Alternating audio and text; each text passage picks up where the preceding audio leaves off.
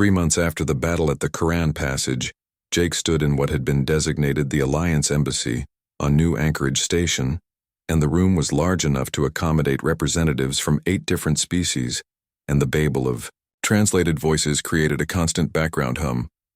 And war leader Kethvar stood at the center with patterns displaying diplomatic green as they addressed the assembled dignitaries. Kethvar said the Sovereign Alliance formally recognized humanity as a peer species and extended full membership privileges, and together they would coordinate defense and share technology and present a united front against Krell.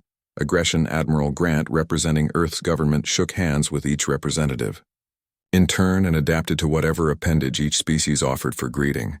And it was a historic moment, and humanity's first formal alliance with alien species, and Jake was honored to witness it.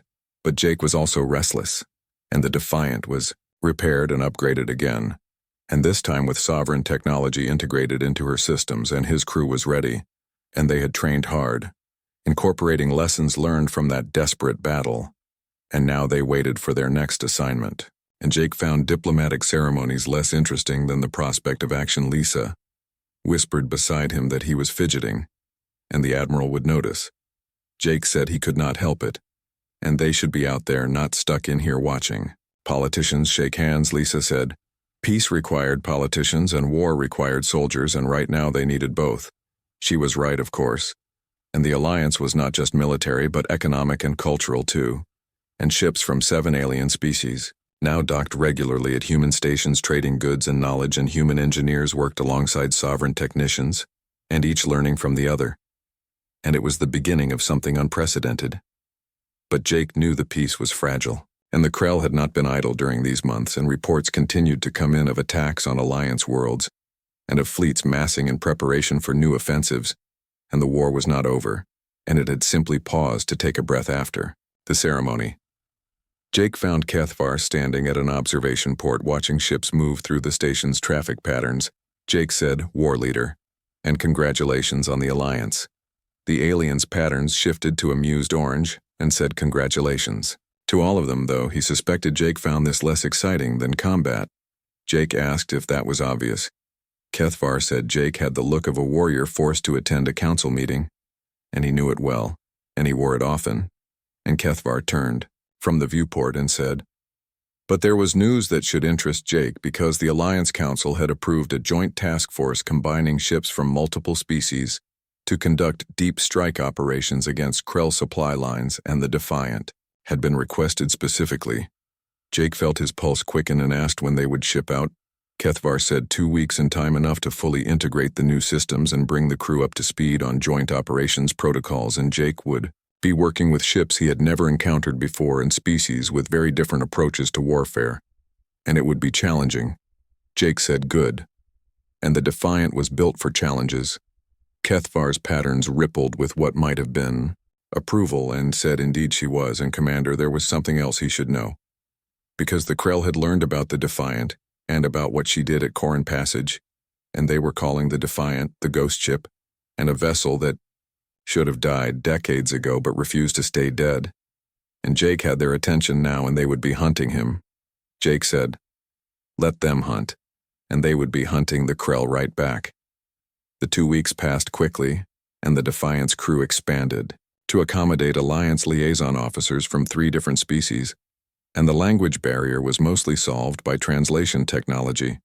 But cultural differences remained, and Kate found herself explaining human concepts of humor to a Vexari, sensor specialist who communicated primarily through scent, and Kyle spent hours arguing with a Torvan engineer about optimal power distribution, and the debate ended with both species learning new approaches, and Sophie discovered that 2 of the alien species had vastly different ideas about medical treatment, and had to establish protocols that would not accidentally kill patients from different worlds. Through it all, Vic coordinated and learned, and the AI's personality had evolved over the months, becoming less the formal military intelligence of his first awakening, and more a distinct individual with opinions and preferences, and he debated philosophy with the ship's doctor, and traded tactical theories with Lisa, and developed what could only be described as a friendship with Jake. Vic said one evening as Jake reviewed mission files in his quarters that when he first woke up he thought his purpose was simple and fight and protect and serve. But this crew had taught him something the original Defiance crew never could. Jake asked what that was. Vic said that a ship was not just weapons and armor, and she was a community and a home. And the original crew died, but their legacy lived on in every bulkhead and every system, and every piece of this vessel. And now they were building their own legacy in something that would outlast all of them. Jake smiled and said Vic was getting philosophical in his old age. Vic said he was 53 years old, and he had earned the right to be philosophical. And besides, when you had been dead for 5 decades and given a second chance, you tended to think about meaning and purpose. Jake asked if Vic had found his. Vic said every day, Captain, and every day.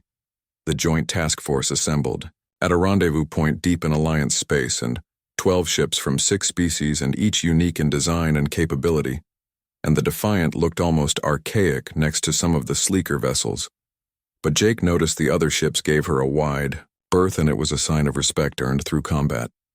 The mission briefing was conducted via holographic conference with captains from each ship attending virtually, and the commanding officer was High Commander Varix, who was a 4-armed being from the Kelth species and whose reputation as a tactical genius was known throughout the Alliance. Varix began and said their target was a Krell-forward logistics base in the Sharan system, and intelligence suggested this base coordinated supply distribution for 3 separate Krell fleets, and destroying it would cripple their operations in this sector for months. The holographic display showed the target system and a double star with 6 planets, and the Krell base orbited the 4th planet, which was a gas giant with extensive moon systems. Varix continued that the base was heavily defended with orbital defense platforms and patrol squadrons, and at least 1 capital ship in permanent station, and a direct assault would be costly, and therefore they would use deception. The plan was elegant in its simplicity, and half the task force would conduct a visible raid on a Krell convoy near the system, drawing off the mobile defenders, and the other half, including the Defiant, would use the distraction to approach the base from an unexpected vector hidden in the sensor shadow of the gas giant's magnetic field. Varix said the Defiant would lead the assault element, and Commander Morrison, your ship has proven capable of absorbing tremendous punishment while still maintaining offensive capability, and you will draw the defense platform's fire, while the remaining assault ships target critical infrastructure. Jake said understood, and the Defiant could handle it. Varix, said he, believed they could, and told all ships they had 6 hours to prepare and dismissed them. The transit to the Sharan system took 3 days, during which the task force ships practiced coordinated maneuvers, and Jake was impressed by the professionalism of the Alliance crews, and despite coming from vastly different species and having different tactical doctrines, they worked together with practiced efficiency. On the day of the attack, Jake stood on the bridge watching the countdown timer, and around him his crew was calm but focused, and they had been through combat together now, and they knew what to expect. Lisa announced. All ships reported ready, and the diversion force was beginning their attack, and Krell defenders were responding as predicted. Jake said then let's not keep them waiting, and told all ships to follow the Defiant in maximum stealth until they were committed. Then full offensive posture, and they were only going to get 1 shot at this. The assault force emerged from the gas, giants shadow like sharks from dark water, and the Krell base massive and bristling with weapons hung in space like a mechanical spider in its web, and alarm sirens must have been screaming in its command center. But by then, it was too late. The Defiant opened fire first, and her upgraded weapons hammered into the nearest defense platform, and the platform's shields held for perhaps 3 seconds before collapsing under the sustained barrage, and follow-up shots from Alliance vessels finished the job, and the platform exploded in a cascade of secondary detonations. Kate reported defense platforms were retargeting, and they had the Krell's full attention. Now, Jake said good, and that was what they were here for, and told them all power to forward shields, and let's show them what the Defiant can take. The base's defenses opened fire with everything they had, and energy beams and missiles and kinetic projectiles and even some exotic weapons that defied easy classification all converged on the Defiant, and the old warship shuddered under the impact, and her shields flared brilliant blue as they absorbed the punishment. The Defiant found the Sovereign fleet 3 days later, tucked into a nebula that played havoc with long-range sensors, and war leader Kethvar's ship, called the Talon of Retribution, led a small battle group of 4 other vessels, and each was from a different member species of the Alliance, and they were running what the Sovereign called a razor wing pattern, which meant quick hit-and-run attacks on Krell supply convoys moving through the sector. Lisa observed from her station that it was an impressive little fleet, and those ships were built for speed and precision, and no wonder they had survived this long. Jake studied the tactical display, and each vessel moved in perfect coordination with the others, and their formations constantly shifted to maximize sensor coverage while minimizing detection. And it was like watching a deadly and beautiful dance. Henry Moss, who was the communications officer, reported an incoming transmission from the Talon. Kethvar's face appeared on screen, with patterns displaying surprised yellow, and said, "Commander Morrison," and he did not expect to see the Defiant out here, and asked if Fleet Command approved. This Jake admitted not exactly, and said, "Let's call it initiative," and they were here to help with operations if Kethvar would have them. The alien's patterns shifted through several colors before settling on amused orange, and said, "Bold and foolish perhaps, but bold and very well." They were currently tracking a Krell supply convoy heading to one of their forward bases, and there were 6 transport ships and 2 escort frigates, and it was a standard run, and they were planning to hit them at the Karan passage, where the nebula forced them into a narrow corridor, and Kethvar asked if the Defiant could keep pace with their strike formation. Vic interjected and said she was faster than she looked and tougher, and they would keep up. Kethvar said, "Then welcome to the hunt, Defiant, and try not to get killed on your first mission, because it would reflect poorly on their hospitality." The Sovereign ships moved out, and the Defiant followed, and Jake watched his crew work and saw them settling into their roles with growing confidence, and Kate was at sensors with her eyes never leaving the displays, and Lisa coordinated between stations, anticipating needs before they arose, and Kyle was in engineering, coaxing every bit of performance from the upgraded systems, and they were becoming a team. Kate reported they were approaching the Karan passage, and sensors were picking up multiple contacts ahead, and count was 8 ships and configuration matched. War Leader Kethvar's intelligence. Jake ordered battle stations and said, "All hands. This is the captain," and they were about to engage hostile forces, and remember your training, and trust your crewmates, and trust the Defiant, because she had been through worse than this and survived, and they would too. The passage was exactly as described, in a narrow corridor of relatively clear space carved through the nebula by stellar winds, and the Krell convoy was already committed to the route when the Sovereign ships emerged from the nebula walls like ghosts. The battle began with brutal efficiency, and the Sovereign vessels spread out, and each targeted a specific enemy ship with coordinated fire, and one of the Krell escorts vanished in a brilliant explosion before its crew even knew they were under attack, and the other escort tried to maneuver but was caught in crossfire from 3 different angles. Kethvar ordered the Defiant to take the transport on the left flank and disable it if possible, because they needed intelligence on Krell supply routes. Jake acknowledged and told Vic to target their engines, and let's make sure they are not going anywhere. The Defiant surged forward, and her upgraded engines pushed her into weapons range faster than the old warship had any right to move, and the Krell transport, realizing it was under attack, tried to run, but it was far too slow, and the Defiant's railguns spoke once and twice and 3 times, and each shot struck with pinpoint accuracy, destroying the transport's engine cluster without breaching the main hull. Kate confirmed the target was disabled, and they were dead in space. Jake said, "Good shooting, and now let's continue," but Kate's voice cut through the celebration and said, "Captain, sensors are picking up new contacts, and multiple ships dropping out of faster-than-light travel, and range was 1,000,000 kilometers, and closing and configuration matched Krell warships, and they were looking at 4 cruisers and 2 destroyers." The atmosphere on the bridge went from triumphant to tense in an instant, and on the tactical display the new contacts appeared like red daggers aimed at the heart of the Sovereign formation. Lisa breathed that it was a trap, and they expected an attack. Kethvar's voice came over the general channel, tight with controlled urgency, and said, "All ships abandon the convoy and form up on the Talon and prepare to withdraw," and Defiant, he recommended they did the same, because those were capital ships, and they did not have the firepower to engage them directly. Jake looked at the tactical display, and the Sovereign ships were already breaking off, using their superior speed to put distance between themselves and the approaching Krell fleet. But they were also abandoning the disabled transport, along with whatever intelligence it might contain. Lisa urged that they needed to go now while they still could, Jake's mind raced, and the smart move was to run, and the Defiant was tough. But she was not invincible, and 6 Krell warships would overwhelm her through sheer firepower. But that transport held information that could save lives and could prevent future attacks and could give the Alliance the edge they desperately needed. Jake asked Vic if they could grab that transport and tow it with them.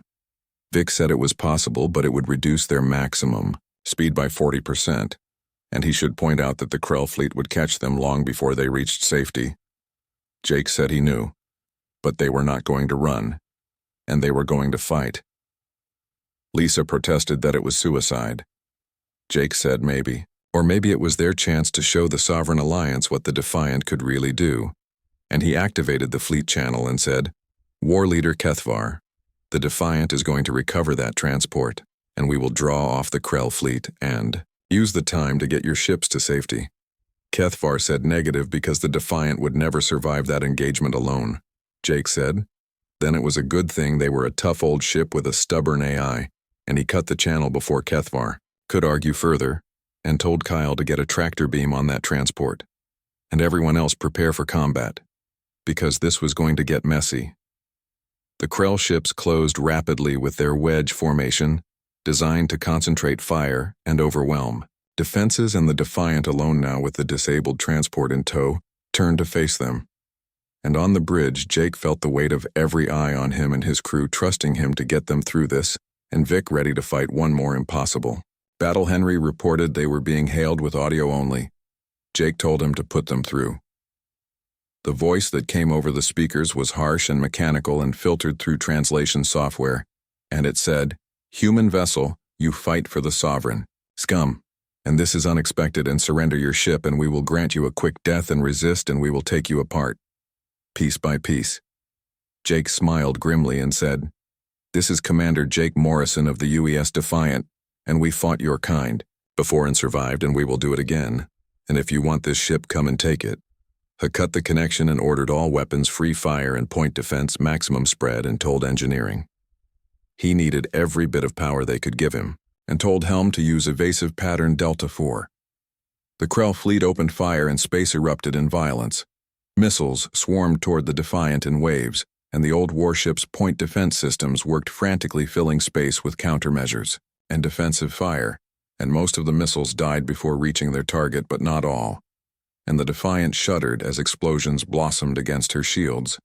The defensive operator called out that shields were at 60%, and they were focusing fire on the port quarter. Jake ordered them to roll ship and present the dorsal shields, and told Vic to return fire and target the lead destroyer. The Defiant's main guns traversed, tracking the enemy ship with mechanical precision. And when they fired, the recoil shook the entire vessel, and the destroyer took the hits on its forward shields, which flared and collapsed, and the next salvo punched through armor and into the destroyer's interior, and secondary explosions rippled along. Its hull Kate reported a hit, but she was still in the fight, and the cruisers were spreading out trying to flank them. Jake watched the tactical display and saw the trap closing, and the Krell were good, he had to admit, and methodical and professional. But they were also predictable, and they expected the Defiant to fight like a sovereign ship and to use speed and maneuver to avoid their firepower. Jake decided it was time to show them something different. Jake ordered, "All stop." Lisa looked at him in alarm and said, "Captain Jake said trust me and full stop, and lock the tractor beam on that transport and hold it close," and told Vic he needed all power from engines to weapons and shields. Understanding dawned in Lisa's eyes, and she said, "You are going to turn us into a fortress?" Jake said, "Exactly, and they want to take us apart piece by piece, so let them try. And we are not running and we are not dodging, and we are going to plant our feet and hit them so hard they will regret ever finding."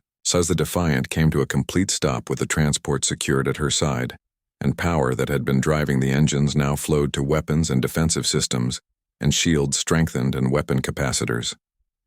The Defiant's point defense systems opened fire first and created a storm of precisely aimed energy beams that turned space into a web of deadly light, and the incoming missiles came in tight formation, and there were 6 of them, but they evaporated, one by one, and on the bridge displays showed the tactical situation with perfect clarity. Kate reported the target was closing fast, and at 300,000 kilometers and descending, and they were not slowing down. Jake watched the enemy vessel on the main screen, and it was smaller than the Defiant and sleeker with lines that suggested speed over raw power, and the hull was dark and almost black and covered with angular armor plating that deflected sensor sweeps. Jake asked Vic for analysis. Vic said it was interesting and the design shared elements with Krell vessels, but there were significant differences and the power distribution was more efficient and the weapons were more advanced. And Vic did not think this was the Krell and he thought this was something new. Lisa's voice was tight, and she asked what Vic meant by. Vic said he meant they might be looking at first contact with a species humanity had not encountered before, and unfortunately they did not seem interested. In diplomatic talk, the enemy ship fired again, and this time with beam weapons, and brilliant lances of energy splashed against the Defiant's shields, causing them to flare bright blue, and the old warship shuddered, but held firm. The defensive systems operator called out that shields were holding at 87%, and the enemy was probing their defenses. Jake made a decision and ordered them to return fire and target the enemy weapon systems, because he wanted them disabled, not destroyed. And if this was first contact, he would rather not start an interstellar incident by blowing them out of space. Vic said smart thinking and engaged the weapons. The Defiant's main guns spoke, and they were upgraded rail cannons that hurled projectiles at a significant fraction of light speed, and the first volley went wide as the enemy ship moved hard to the left, and the second volley clipped their shields, causing visible ripples, and the third volley struck home, and a series of explosions blossomed. Along the enemy's side, Kate confirmed a direct hit on their forward weapons array, and they were venting atmosphere from multiple breaches. And then she said, they were being hailed. Jake blinked in surprise and told her to put them through. The main screen shifted from tactical display to show the interior of the enemy bridge, and the being standing in front of the camera was vaguely humanoid, but that was where similarities ended, and its skin was deep purple, almost black, and covered with glowing patterns that pulsed with what might have been emotion, and 4 eyes arranged in a diamond pattern studied the Defiant's bridge with obvious intelligence. The alien said, "You fight with unexpected skill for such an old vessel," and its voice was translated by the communication systems with a slight delay, and the alien said, "I am War Leader Kethvar of the Sovereign Fleet, and identify yourself." Jake said, "Commander Jake Morrison of United Earthship Defiant, and you fired on us without provocation, so explain yourself." The alien's glowing pattern shifted and rippled from blue to red and back again, and Kethvar said, "Provocation, and your vessel bears the markings of the Krell Dominion's enemies, and we assumed you were allied with them, and your survival is proof enough that you were not." Jake said slowly to wait and asked if they were at war with the Krell. Kethvar said they were, and had been for 300 cycles, and the Krell scourge had swept through this sector, consuming worlds and enslaving populations, and when they detected Jake's vessel, which matched the profile of those who fought the Krell to a standstill, they thought perhaps humanity was another species seeking to join the Krell Empire. Lisa leaned close to Jake and said this changed everything. Jake nodded slowly and said, "War Leader Kethvar, I think we need to talk and face-to-face if possible, because humanity fought the Krell to survive, and if you are fighting them too, then perhaps we have common ground." The alien's pattern shifted again, and this time to a soft green, and Kethvar said it was an interesting proposition and very well. He would dock with their vessel, though he would bring guards and no offense intended, but trust must be earned. Jake said none taken, and they would extend the same courtesy. The connection cut, and Jake sagged back in his chair and suddenly aware of how fast his heart was racing, and they had just survived first contact with a hostile alien species, only to discover that species was fighting humanity's old enemy. Jake asked Vic for his assessment. Vic responded cautiously optimistic and said, if the Sovereign Fleet had been fighting the Krell for 300 years, they might have intelligence. Humanity desperately needed, and why the Krell withdrew, and what their strategic objectives were, and what weaknesses could be exploited, and this could be the break humanity needed. Lisa countered that it could be a trick, and they did not know anything about these sovereign people, and for all they knew they were just as dangerous as the Krell. Jake said, which is why we are going to be very careful, and told Lisa to get a security team to the main airlock, and they should be armed, but not aggressive, and told Sophie to prep medical bay just in case and told Kate to keep sensors on their ship at all times, and if they did anything wrong, he wanted to know about it. The docking procedure took 20 minutes, and the alien vessel, which identified itself as the Talon of Retribution, matched airlocks with the Defiant, using a universal coupling system that remarkably was compatible with human designs. And when the airlock finally cycled open, War Leader Kethvar stepped through, flanked by 4 guards in intimidating armor. Jake met them in the docking bay with Lisa at his side and a squad of nervous but professional security personnel at his back. And up close, the aliens were even more striking, and their glowing patterns were constantly shifting, creating a mesmerizing display that Jake suspected conveyed meaning as much as their words. Jake said welcome aboard the Defiant, and hoped the translators were working properly, and said he was Commander Morrison. Kethvar responded a suitable greeting. And your vessel is impressive and old but maintained with obvious care, and it speaks well of your people that you restore rather than discard. Jake said the Defiant has a history worth preserving, and she fought in humanity's first war, and now she fights in our second. Kethvar asked with curious yellow patterns if they meant second. And you have only fought one war with the Krell. Jake said that was right, and it ended 6 months ago when they withdrew, and humanity had been rebuilding ever since. Kethvar's patterns went still for a moment, then exploded into a riot of colors, and the alien guards reacted immediately, making sounds that might have been laughter or alarm. And finally Kethvar spoke, and the translator caught a note of disbelief. Kethvar said you fought the Krell once and they withdrew. And in one conflict, Jake admitted he would not say they won, and they survived barely. But yes, after about 4 years of fighting, the Krell pulled back to their own space. Kethvar said 4 years and 4 cycles, and the alien seemed stunned and said, Commander Morrison, the Krell have fought my people for 300 cycles and 300 years of grinding war that has consumed entire star systems, and you claim you drove them back in 4. Jake exchanged a glance with Lisa and said they did not think of it as driving them back, and they thought of it as clinging to survival, until the Krell got bored with killing them.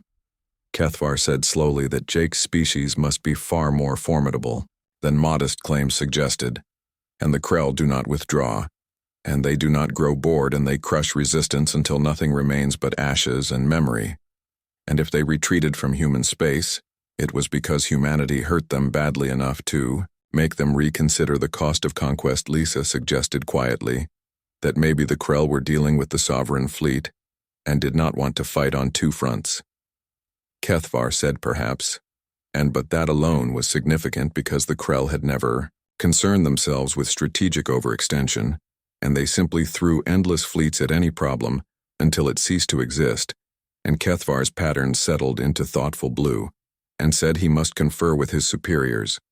But Commander Morrison, he believed first contact between their species may prove fortunate for both, and the enemy of our enemy is at minimum worth talking to. Over the next 3 hours, Jake and his senior staff sat in the Defiance conference room with Kethvar and learned about a war that dwarfed anything humanity had experienced, and the Sovereign Alliance, as they called themselves, was a coalition of 7 species who had banded together to resist Krell expansion, and they had won some battles and lost more, and slowly been pushed back across dozens of star systems. Kethvar explained that the Krell were relentless, and they did not negotiate, and they did not surrender, and they existed only to expand their dominion over all other species, and the Sovereign Alliance had fought them to a standstill, only by accepting horrific losses and abandoning entire worlds to their advance. Sophie asked how many worlds they had lost. Kethvar said in the past century 47, and that was 47 entire planets, and billions of lives and ecosystems destroyed and histories erased and the aliens' patterns dimmed to somber gray. And Kethvar said they were considered the lucky ones, because at least they survived, and 12 other species tried to stand against the Krell, and none existed anymore. The humans around the table sat in stunned silence, and their own war had been brutal, but they had lost perhaps 10 major colonies, and it was.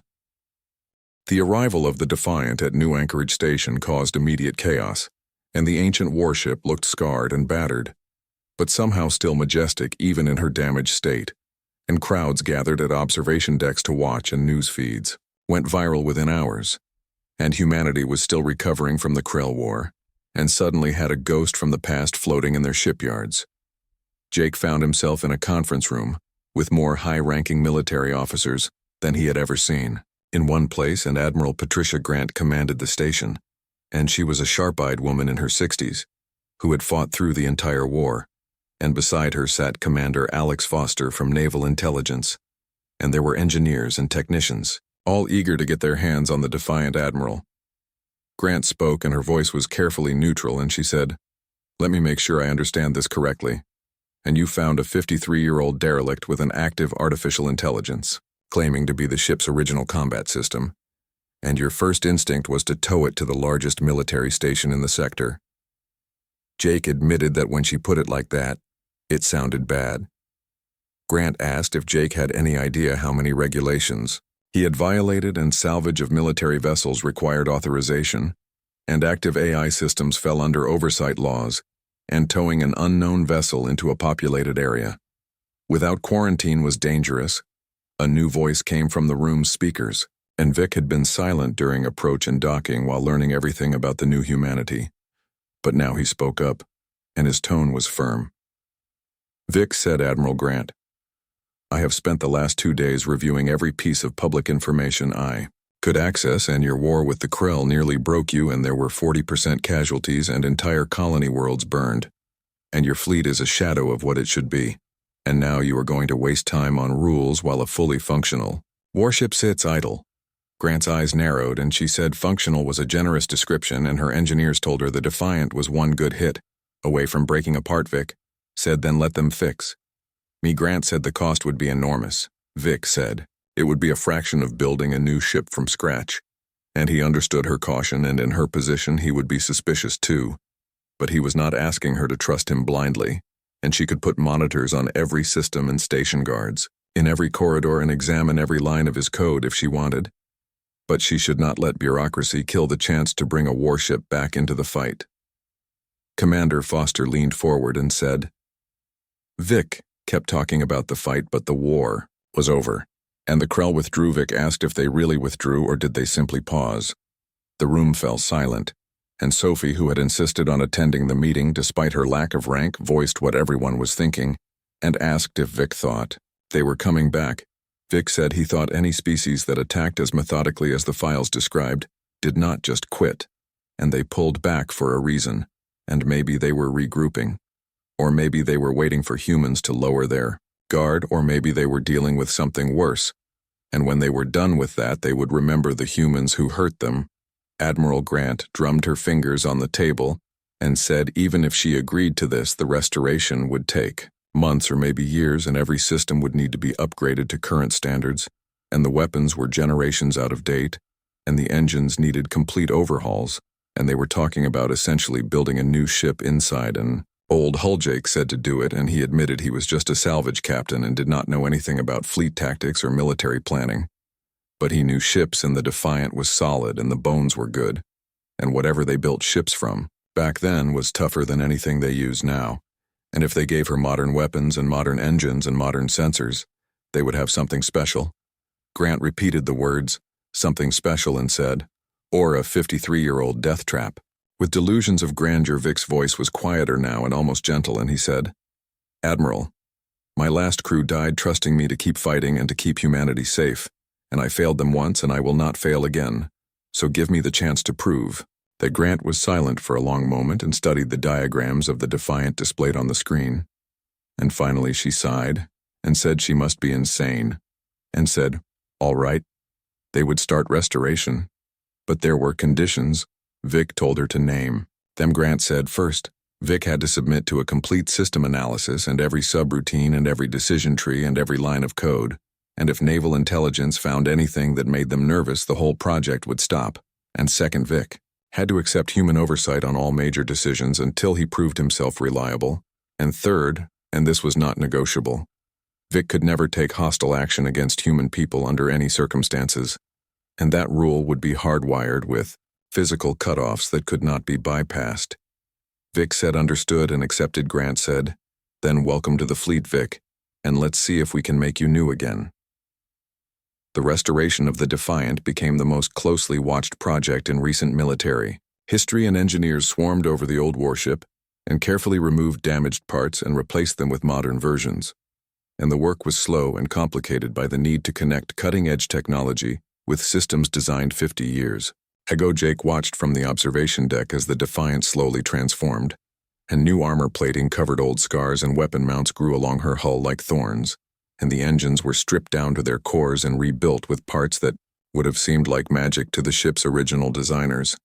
Lisa joined Jake at the window, and she had stayed on, and was officially assigned as a liaison between the salvage crew and the naval engineers, but unofficially, she had become as invested in the Defiant as anyone. Lisa said the ship was looking good and Jake agreed, and said it was hard to believe it was the same wreck they found drifting 3 months ago.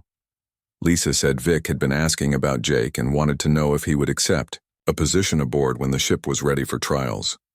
Jake blinked in surprise and said he was not military, and he barely passed basic navigation school.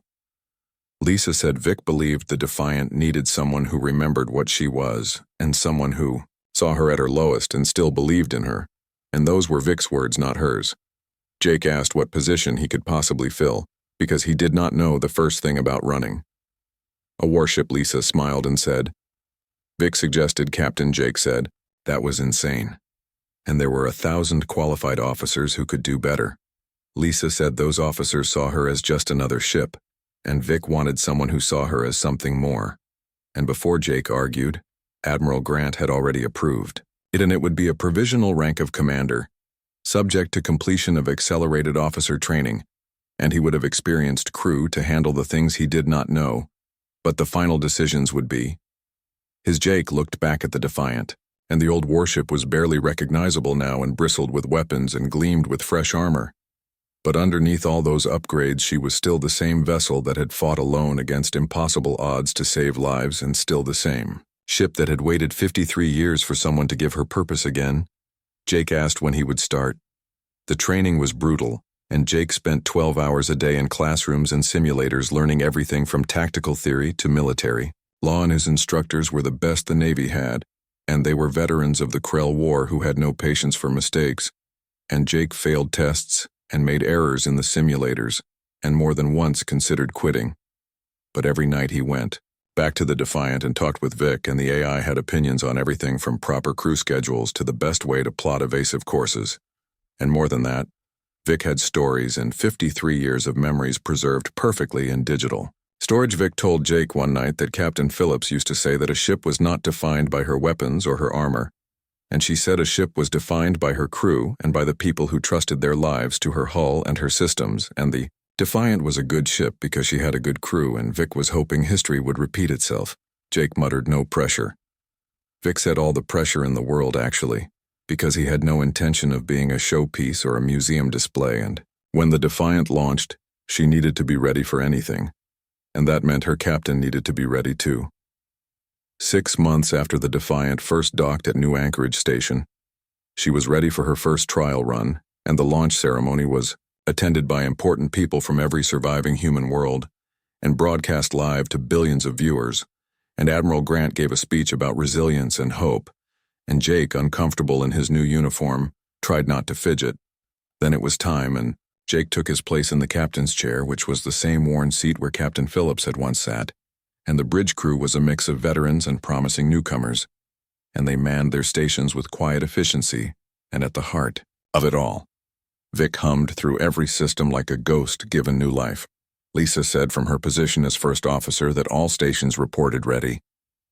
Jake took a breath and said, then let's see what she can do, and told the helmsman to release docking clamps and move ahead at 1/4 speed. The Defiant moved, and after 53 years of silence, her engines ignited and pushed the great ship away from the station with surprising.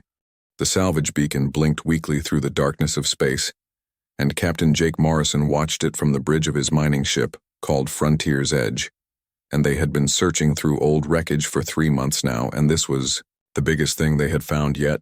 And the twisted metal turned slowly against the stars in the distance, and Jake squinted at the screen trying to figure out what it was.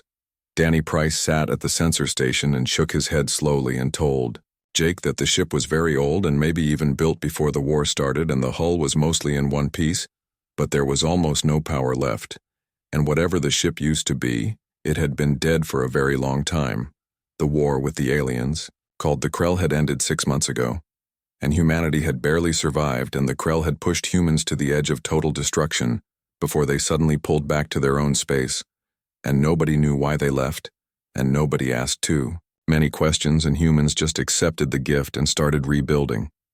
What was left? Lisa Hayes was the first officer, and she moved closer to look at the display, and her hand rested on the weapon at her hip, and she asked if there were any signs of Krell technology on the wreck, and Danny said no and told them the ship was human through and through, just very old and forgotten. Jake studied the wreck carefully, and it was huge, and much bigger than their little mining vessel, and the hull had holes from meteors and scars from weapon fire.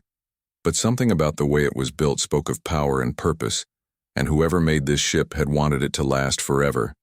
Jake decided they should go closer and look inside, and he told Lisa to get a boarding team ready and use standard salvage rules, and if there was anything valuable inside, he wanted it found and taken.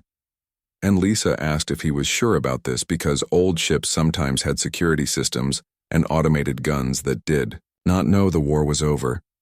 Jake smiled and said they would be careful, and asked what was the worst that could happen, because the ship had probably been floating dead for 50 years, and he would remember those words later when everything went wrong. Boarding team had 6 people, and they were Lisa and Danny and their engineer Kyle Rogers and the medic Sophie Turner, and 2 cargo workers named Pete Grant and Michelle Cole, and they crossed to the dead ship in a shuttle and locked onto the old hull with magnetic clamps that made a loud sound. Kyle cut through the outer airlock with a plasma torch, and sparks flew out into space, and he said the hull was very thick, and whoever built this did not save money on armor. And when the entrance was done, they went inside into total darkness, and their helmet lights cut through the gloom and showed corridors thick with dust and debris, and the air was long gone. Sophie noticed there was no gravity because the power generators were off, and Danny called from ahead and said he was getting readings and something was still drawing power deep in the ship, and maybe emergency batteries that never died. They moved through the ship like ghosts in a tomb, and the ship was enormous inside, and it was a maze of corridors and rooms that could hold hundreds of crew members, and there were empty quarters and abandoned stations, and a dining hall with trays still stuck to tables, and it was like everyone had just disappeared. Lisa found the main bridge and called everyone over, and she found the ship's name on a wall where old letters were barely visible, and they read UES Defiant, and Jake took a deep breath and said he had heard stories about this ship, and old spacers told tales about how she went missing during the first contact wars and took her whole crew with her. And some said she ran away, and others said she got ambushed. And he never thought she was real. Kyle said the ship was real, and ran his scanner over a data port and told them the core systems were still there and dormant but intact, and if they could get power flowing again, they might be able to read her logs and find out what happened. And Jake told him to do it. Kyle worked for 20 minutes and connected cables from portable generators to the ancient power grid, and the ship did not want to wake up at first because her systems were so old that modern connectors barely fit. But Kyle was good at his job, and eventually, something clicked into place. Lights flickered and dim red emergency lighting began to glow in the corridors, and the deck under their feet hummed with sudden life, and Danny whispered that the ship was waking up on the bridge. Dead screens began to light up one by one, and data scrolled past too fast to read, and the ship's computers were running checks on systems that had not worked in 50 years, and Jake moved to what must have been the captain's chair, and its surface was worn smooth by years of use. Holographic display appeared in the center of the bridge, and it showed a diagram of the ship, and entire sections were marked in red, showing critical failures everywhere, but at the core something pulsed with steady blue light.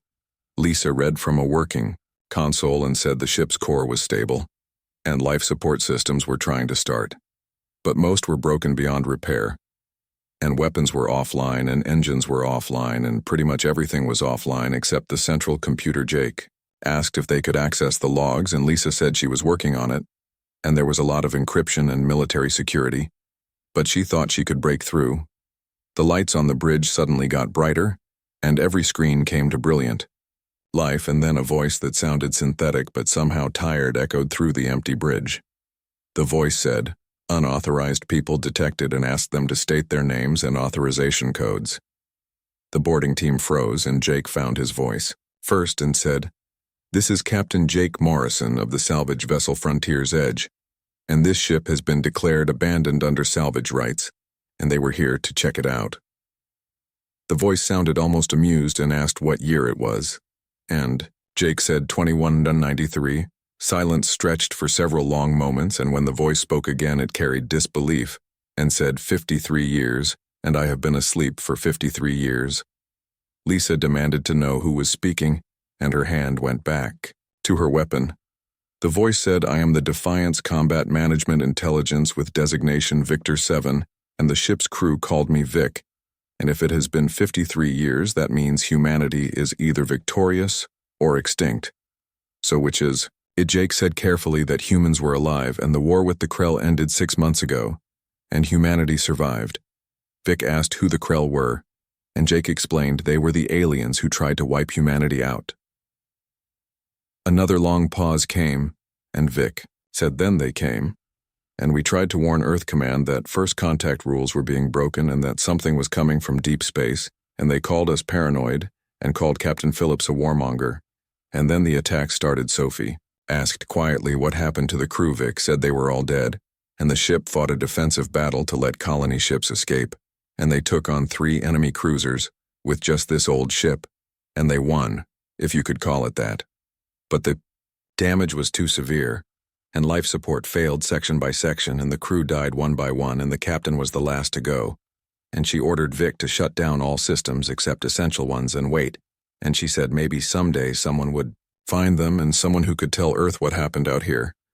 Jake felt a chill and said they could do that, and they could make sure people knew what the Defiant did. Vic said, "No, firmly, and what the Defiant did was 53 years ago, and that was ancient history, and what mattered was what the Defiant could still do." Jake asked what Vic meant. Vic said that while the hull was scarred and systems were damaged, the ship was still functional and still capable, and if humanity survived, the Krell, that meant they needed every ship they could get. So Vic was offering a deal. Jake asked what kind of deal. Vic said, "Take me with you and get me to a shipyard and let human engineers repair what is broken, and in exchange, I will serve again. Not as a wreck and not as scrap metal waiting to be cut apart and sold, but as what I was built to be, which is a warship and a protector, and give me crew again, and give me purpose, and I swear by every star that I will never let humanity stand alone again." Lisa looked at Jake and said they were a mining vessel and they could not tow something this size, and even if they could, the cost of repairs would be astronomical. Jake said, "But she is right, and humanity needs ships, and this one is offering herself freely." He turned to face the holographic display showing the damaged ship and said, "All right, Vic, you have a deal. But I have to warn you that the humanity you are going to meet is not the same one you left behind, because we are smaller now, and weaker. And we lost a lot of people in this war," Vic said. "Then I suppose we will have to make sure the next war goes differently," and asked when they would start. Jake smiled despite everything and said right now, and told Kyle to connect the ship's navigation to their mining vessel and they would tow her back to the nearest station. Kyle said it would be slow going, but he could do it. Jake said then, "Let's bring the Defiant home."